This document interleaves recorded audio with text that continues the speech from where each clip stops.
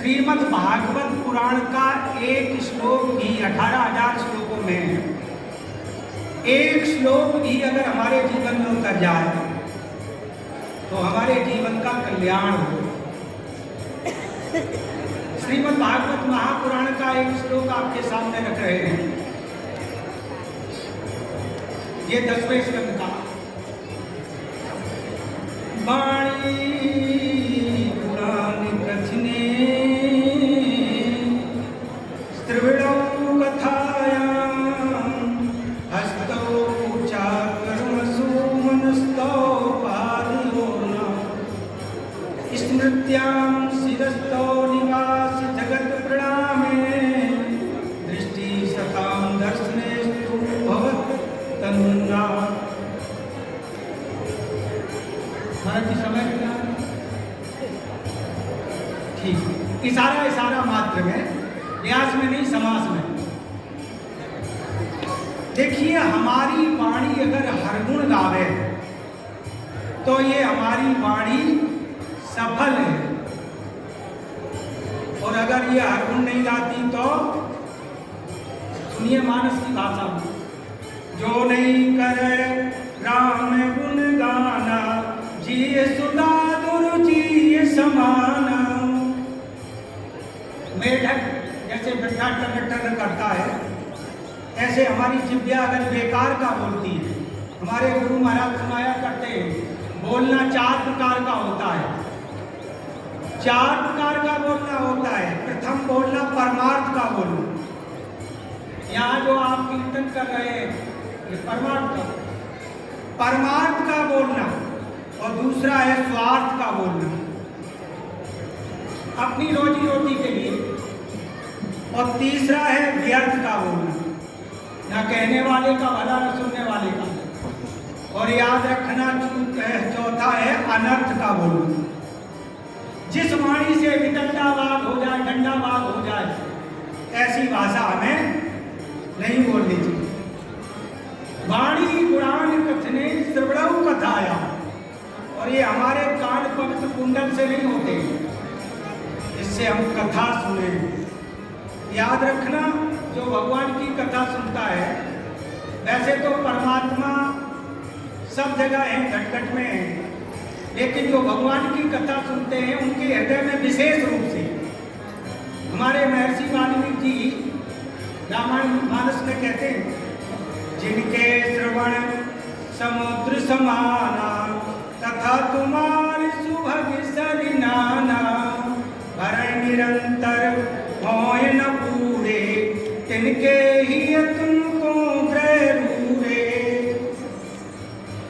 कथा सुन, कथा एक ऐसी चुंबक है, सत्संग ऐसा चुंबक है कि परमात्मा को अपने पास खींच लेता है।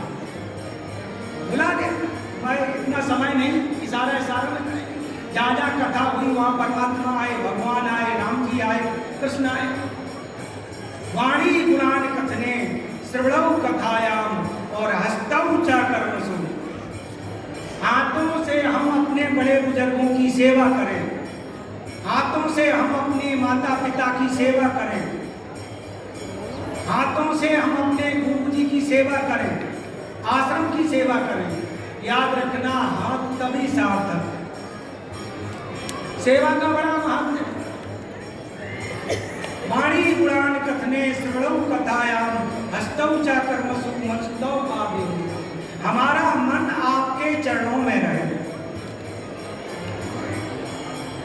इस प्रकार से वो सीधा इसका ट्रांसलेशन गोस्वामी तुलसीदास जी करते हैं कवितावली में। क्या बढ़िया सीधा अनुवाद श्लोक का।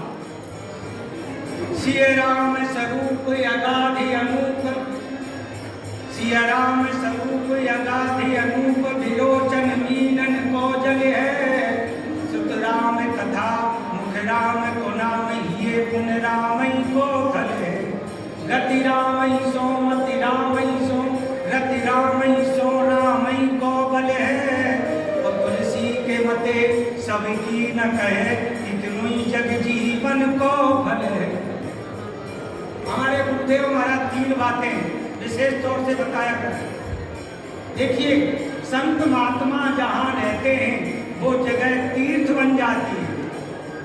और एक शब्द और जोड़ दें तो अच्छा ही, अरे वृंदावन तो पहले से ही तीर्थ है, लेकिन याद रखना संत महात्मा यहाँ जब जहाँ रहने लगते हैं तो केवल तीर्थ नहीं, तीर्थराज प्रयाग बन जाता है। बुद्ध मंगलमय संत समाजु जो जग जन्मन तीर्थ राजू, संत महात्मा जहाँ रहते हैं वो जगह तीर्थ बन जाती है। और याद रखना संत महात्मा जो पाते हैं वो प्रसाद बन जाता है, प्रसादे सर्व दुखा नाम आन रस्योग जायते। और याद रखना संत महात्मा जो बोलते हैं वो मंत्र बन जाता है, मंत्र बन जाता है। गोस्वामी जी ने जो कहा वो मंत्र बन गया, सूरदास जी महाराज ने जो कहा वो मंत्र। सूर्य अनेक घिरे पद गावत, सूर्य से पद सो स्वाद कहाँ, करताल बजाए के नाच की सब, मीरा मत वाली सी याद कहाँ। नरसिंह बसे प्रतिखंबन में, पर कारण को प्रहलाद कहाँ। राम कथा कितनों ने कही कितनों ने लिखी, तुलसी सर की मर्याद कहाँ। वाणी गुणान कथने श्रवणौ कथायाम, हस्तौ च कर्मस्तव पारियोना, स्मृत्यां शिरस्तौ निवास जगत प्रणामे, दृष्टि सतां दर्शनेस्तु भवत्तम नाम। तो आइए वाणी का विराम, एक श्लोक हमारे जीवन में उतर आवे, जीवन का कल्याण हो जाए। रामायण की एक चौपाई उतर आवे, जीवन का कल्याण हो जाए। बोलिए सद्गुरुदेव।